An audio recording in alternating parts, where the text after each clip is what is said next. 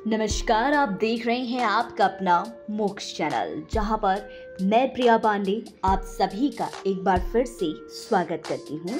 और आज के इस वीडियो में हम गणेश जी के जन्म से जुड़ी एक पौराणिक कथा के बारे में जानेंगे। तो दोस्तों, बाल गणेश गजमुख कैसे बने, इसे लेकर बहुत सारी कथा प्रचलित है कि देवी पार्वती ने एक बार शिव जी के गण नंदी के द्वारा उनकी आज्ञा का पालन में त्रुटि के कारण अपने शरीर के मैल और उपटन से एक बालक का निर्माण कर उसमें प्राण डाल दिए और कहा कि तुम मेरे पुत्र हो, तुम मेरी ही आज्ञा का पालन करना और किसी की नहीं। देवी ने पुत्र गणेश से ये भी कहा कि हे पुत्र, मैं स्नान के लिए भोगावती नदी जा रही हूँ, कोई भी अंदर न आने पाए। कुछ देर बाद वहां भगवान शंकर आए और पार्वती के भवन में जाने लगे। ये देखकर उसे बालक ने विनय पूर्वक उन्हें रोकना चाहा। बालक हट देखकर भगवान शंकर से क्रोधित हो गए। ऐसे उन्होंने अपना अपमान समझा और अपने त्रिशूल से बालक का सिर धड़ से अलग कर भीतर चले गए। स्वामी की नाराजगी का कारण पार्वती समझ नहीं पाई। उन्होंने तत्काल 2 थालियों में भोजन परोसकर भगवान शिव को आमंत्रित किया।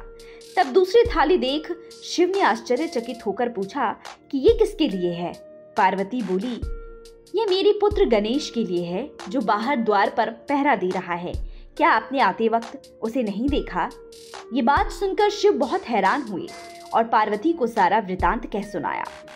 यह सुन देवी पार्वती बेहद क्रोधित हो विलाप करने लगी। उनकी क्रोधाग्नि से सृष्टि में हाहाकार मच गया।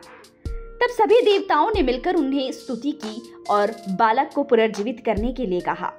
तब पार्वती को प्रसन्न करने के लिए भगवान शिव ने एक हाथी के बच्चे का सर काटकर बालक के धड़ से जोड़ दिया। कहते तो ये भी हैं कि भगवान शंकर के कहने पर विष्णु जी एक हाथी का सर काट कर लाए थे और वो सिर उन्होंने उस बालक के धड़ पर रखकर उसे जीवित किया था। भगवान शंकर और अन्य देवताओं ने उस गजमुख बालक को अनेक आशीर्वाद दिए। देवताओं ने गणेश, गणपति, विनायक, विघ्नहर्ता, प्रथम पूज्य आदि इन कई नामों से उस बालक की स्तुति की और इस प्रकार भगवान गणेश का प्राकट्य हुआ। ब्रह्म वैवर्त पुराण में इस होनी के पीछे का कारण बताया गया है। पुराण के अनुसार शनिदेव शिव पार्वती को पुत्र प्राप्ति की खबर सुनकर उनके घर आए। वहां उन्होंने अपना सिर नीचे की ओर झुका रखा था। यह देखकर पार्वती जी ने उनसे सवाल किया कि क्यों आप मेरे बालक को नहीं देख रहे हो। ये सुनकर शनिदेव बोले, माते, मैं आपके सामने कुछ कहने लायक नहीं हूँ, लेकिन ये सब कर्मों के कारण है। मैं बचपन से ही श्री कृष्ण का भक्त था। मेरे पिता चित्ररथ ने मेरा विवाह कर दिया। वे सती साध्वी नारी छाया बहुत तेजस्विनी, हमेशा तपस्या में लीन रहने वाली थी। एक दिन वो ऋतु स्नान के बाद मेरे पास आई। उस समय मैं ध्यान कर रहा था, मुझे ब्रह्म ज्ञान नहीं था। उसने अपना ऋतुकाल असफल जानकर मुझे श्राप दे दिया। तुम अब जिसकी तरफ दृष्टि करोगे वो नष्ट हो जाएगा, इसलिए मैं हिंसा और अनिष्ट के डर से आपके और आपके बालक की तरफ नहीं देख रहा हूँ। ये सुनकर माता पार्वती के मन में कौतूहल हुआ। उन्होंने शनिदेव से कहा कि आप मेरे बालक की तरफ देखिए, वैसे भी कर्म फल के भोग को कौन बदल सकता है। तब शनि ने बालक के सुंदर मुख की तरफ देखा और उसी शनि दृष्टि से उस बालक का मस्तिष्क आगे जाकर उनके शरीर से अलग हो गया। माता पार्वती विलाप करने लगी। ये देखकर वहां उपस्थित सभी देवता देवियां, गंधर्व और शिव आश्चर्यचकित रह गए। देवताओं की प्रार्थना पर श्रीहरि गरुड़ पर सवार होकर उत्तर दिशा की ओर गए और वहां से एक हाथी का सर लेकर आए। सिर बालक के धड़ पर रखकर उसे जोड़ दिया। तब से भगवान गणेश गजमुख हो गए। ब्रह्म वैवर्त पुराण के अनुसार एक बार नारद जी ने श्री नारायण से पूछा कि प्रभु, आप विद्वान हैं और सभी वेदों को जानने वाले हैं। मैं आपसे ये जानना चाहता हूँ कि जो भगवान शंकर सभी परेशानियों को दूर करने वाले माने जाते हैं, उन्होंने क्यों अपने ही पुत्र गणेश के मस्तिष्क को काट दिया। पार्वती के अंश से उत्पन्न हुए पुत्र का सिर्फ एक ग्रह की दृष्टि के कारण मस्तिष्क काटा जाना बहुत आश्चर्य की बात है। श्री नारायण ने कहा, नारद, एक समय की बात है, भगवान शंकर ने माली और सोमाली को मारने वाले सूर्य पर त्रिशूल से प्रहार किया। सूर्य भी शिव के सामने समान तेजस्वी और शक्तिशाली थी, इसलिए त्रिशूल की चोट से सूर्य की चेतना नष्ट हुई।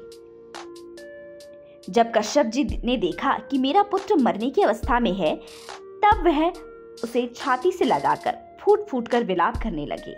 देवताओं में हाहाकार मच गया। वे सभी भयभीत होकर जोर जोर से रुदन करने लगे। सारे जगत में अंधेरा हो गया। तब ब्रह्मा के पौत्र यानी तपस्वी कश्यप जी ने शिव जी को श्राप दिया, जैसा आज तुम्हारे प्रहार के कारण मेरे पुत्र का हाल हो रहा है, ठीक वैसे ही तुम्हारे पुत्र पर भी होगा। तुम्हारे पुत्र का मस्तिष्क कट जाएगा। तब तक भोलेनाथ का क्रोध शांत हो चुका था। उन्होंने सूर्य को फिर से जीवित कर दिया। सूर्य कश्यप जी के सामने खड़े हो गए। तब उन्हें कश्यप जी के श्राप के बारे में पता चला, तो उन्होंने सभी का त्याग करने का निर्णय लिया। भगवान ब्रह्म सूर्य के पास पहुंचे और उन्हें काम पर नियुक्त किया। ब्रह्मा, शिव और कश्यप आनंद से सूर्य को आशीर्वाद देकर अपने अपने भवन चले गए। इधर सूर्य भी अपनी राशि पर आरूढ़ हुए। इसके बाद माली और सुमाली को सफेद कोढ़ हो गया, जिससे उनका प्रभाव भी नष्ट हो गया। तब ब्रह्मा ने उन्हें कहा, सूर्य के कोप से तुम दोनों का तेज खत्म हो गया है, तुम्हारा शरीर खराब हो गया है, तुम सूर्य की आराधना करो। उन दोनों ने सूर्य की आराधना की और फिर से निरोगी हो गए। तो दोस्तों, कैसी लगी आपको भगवान गणेश के उत्पन्न से जुड़ी ये खास जानकारी? कमेंट करके जरूर बताइएगा।